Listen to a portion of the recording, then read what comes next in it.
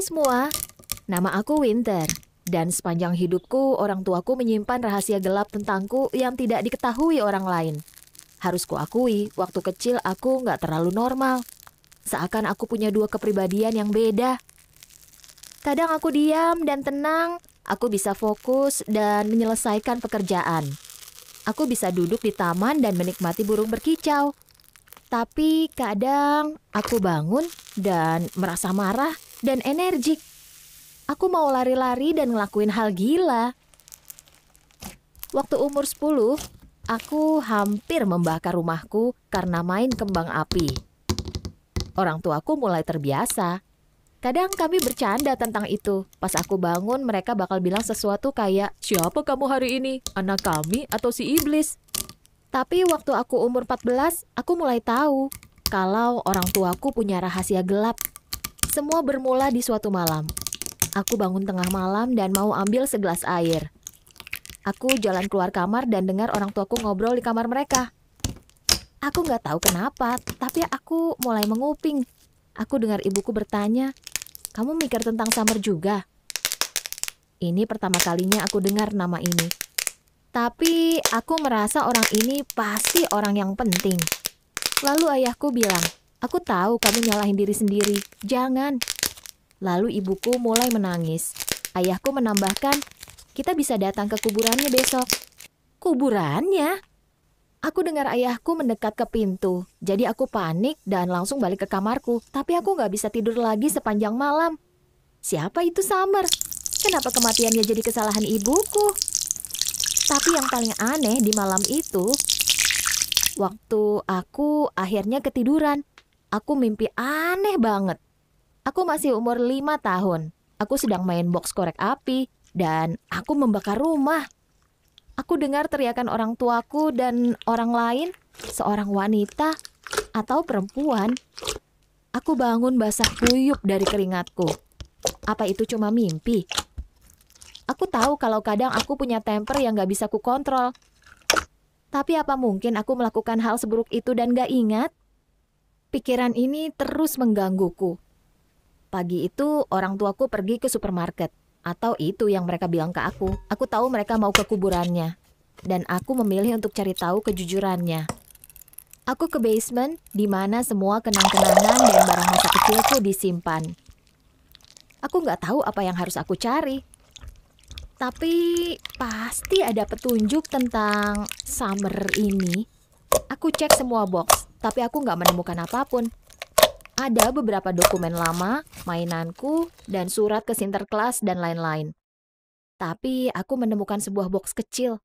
Ada labelnya. Aku baca dan jantungku berhenti. Pada label itu tertulis saudara perempuan. Tapi aku nggak punya adik ataupun kakak. Aku buka dan lihat 2 pasang kaos kaki dan dot bayi kembar. Yang satu sudah usang, itu milikku.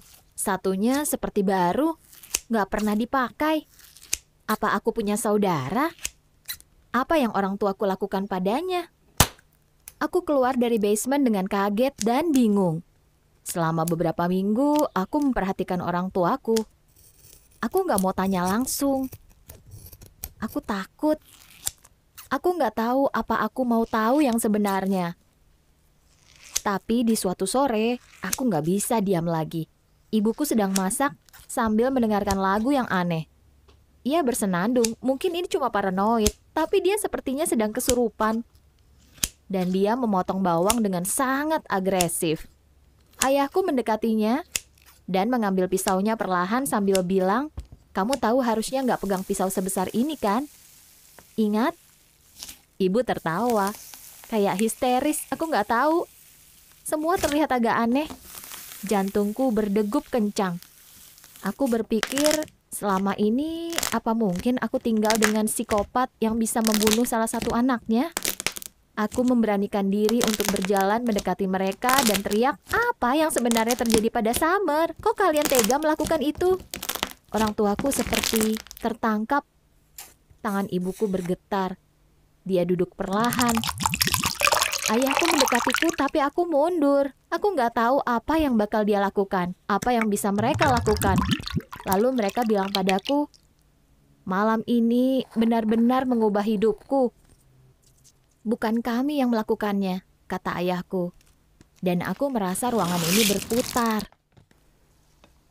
Tapi kamu, aku hampir pingsan.